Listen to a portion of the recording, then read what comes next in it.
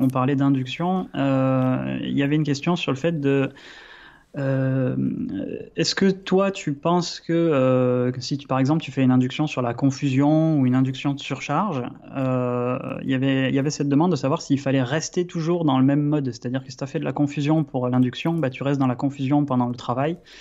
Et si tu as fait de la surcharge, tu restes dans la surcharge pendant le travail que tu fais derrière, hein, ou est-ce que tu peux utiliser des techniques différentes voilà. D'accord. Alors sur la confusion, il y aurait beaucoup à dire. Donc comme la question porte pas spécifiquement dessus, je vais passer très vite. Je veux dire, je vais pas faire plein de définitions, plein d'explications, Oui, c'est mais surtout sur ouais, le rester sur sur le même le, mode avant-après. ouais, Donc, c'est ça. Et sur la surcharge, je vais juste préciser, il s'agit de techniques qui consistent vraiment à surcharger le conscient en lui demandant plein de choses à faire, par exemple, et puis au bout d'un moment, bah, on bug, quoi. Il y a une sorte de saturation. mhm. Euh, c'est un peu l'idée dans les deux cas un peu la même, de créer une confusion, un état où on est un peu perdu, on sait plus trop quoi faire. Euh, j'ai beaucoup utilisé l'une et l'autre, ces deux techniques, vraiment beaucoup, beaucoup, beaucoup, beaucoup. Je les utilise beaucoup moins, et j'ai peut-être tort d'ailleurs, je vais peut-être les ressortir à un moment donné. Euh, Je pense euh, que c'est ma faute que tu les utilises moins. ah bon, pourquoi? Parce que c'est toujours ma faute. Ah oui, ah oui c'est ça, j'avais dit au départ que c'était forcément ta faute. Ah oui, pardon, j'avais déjà oublié. Donc c'est ta faute, Nico. Alors à cause de toi, je les utilise de moins en moins, mais peut-être grâce à toi maintenant, je vais m'y remettre. Mais surtout, il y a, il y a il y a quelque chose. Ouais, quand je dis souvent, c'est des ingrédients. Donc, il faut savoir les avoir dans sa cuisine. Il faut savoir les utiliser. Si vous les maîtrisez pas, c'est dommage. Il faut quand même vraiment les travailler parce que ça peut vraiment nous sortir d'affaires dans une induction. Mais on n'est pas obligé de les utiliser à chaque fois. D'autant qu'en plus, ça peut avoir un côté un petit peu pied de biche avec des personnes qui ont des résistances. Et la résistance, c'est pas un thème encore qu'on a beaucoup abordé, mais j'aimerais beaucoup vraiment avoir l'occasion d'en parler. C'est quelque chose qui est positif, la résistance. Donc il faut les respecter, les résistances. Il ne faut pas forcer les portes comme ça au pied de biche, sinon on crée d'autant plus de résistance. Donc parfois c'est contre-productif. Mais si c'est bien amené, si c'est bien fait, c'est très efficace.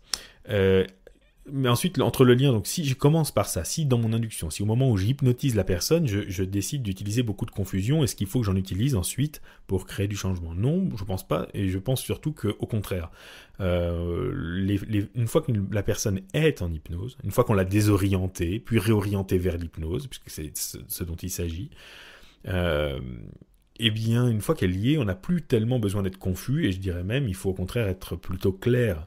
À ce moment-là, donner des instructions claires, euh, ou alors si on est confus, c'est à dessein, mais ça devient compliqué. Je dirais qu'à ce moment-là, il vaut quand même mieux chercher à ne pas perdre la personne, mais au contraire, à la laisser se trouver des choses claires, lui laisser du temps, donner moins d'instructions, moins saturé, moins fatigué. Elle a besoin d'énergie, elle a besoin de tout son cerveau pour réfléchir, pour faire un travail. Euh, Pas forcément la pousser à bout, lui laisser des temps de repos aussi entre différentes phases, entre différents exercices. Donc moi je crois même que, enfin en tout cas pour l'instant je suis vraiment dans cette idée que l'attitude qu'on a durant toute la partie où on amène la personne dans l'hypnose et l'attitude qu'on a une fois qu'elle est dans l'hypnose peuvent être radicalement différentes. Avant l'hypnose peut être assez directe, assez saturant, assez plutôt, on va dire, dominant au sens où c'est moi qui guide la séance. C'est là que je fais preuve d'expertise. C'est moi qui sais qu'est-ce que l'hypnose et comment on y rentre. Donc, même si je sais pas tout et que je vais être à l'écoute de l'autre, mais je suis son moniteur d'hypnose, je suis son prof d'hypnose. Donc, je l'amène vers l'hypnose à travers des étapes. Et elle me suit, avec plaisir.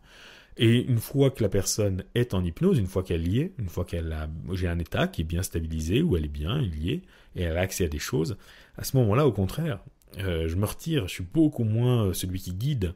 Je suis... en fait, si j'étais un guide dans une ville, par exemple, vous allez visiter une ville et puis je suis votre guide, et vous me dites, bah, j'aimerais aller au musée machin. Bon, alors je vous amène au musée machin, je peux vous donner deux, trois variantes sur le chemin. Est-ce que vous souhaitez passer par la vieille ville ou par le port? Et puis, mais sinon, je vous amène à cet endroit. Et une fois qu'on y est, bah moi je le connais peut-être déjà ou ça me regarde pas. Votre visite, c'est votre visite. Je vais pas vous coller derrière chaque tableau.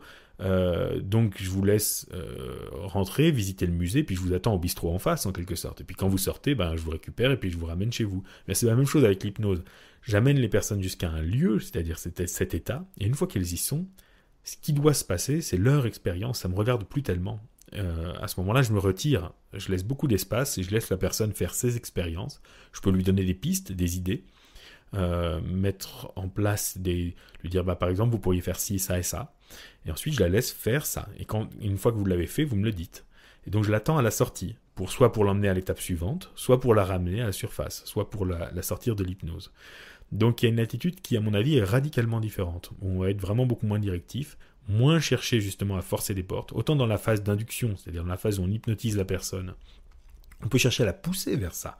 On peut utiliser des doubles liens, des tas de techniques un peu manipulatoires pour arriver à obtenir, à arriver à nos fins, qui sont en fait celles qu'elle nous demande, c'est-à-dire la plonger dans une bonne hypnose.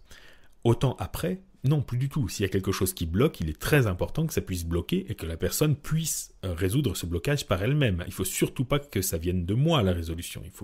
Autant avant, oui, dans l'induction, je peux aider à résoudre des problèmes. Autant après, non, il faut respecter ces blocages. Il y a le moins de choses possibles qui doivent venir de moi.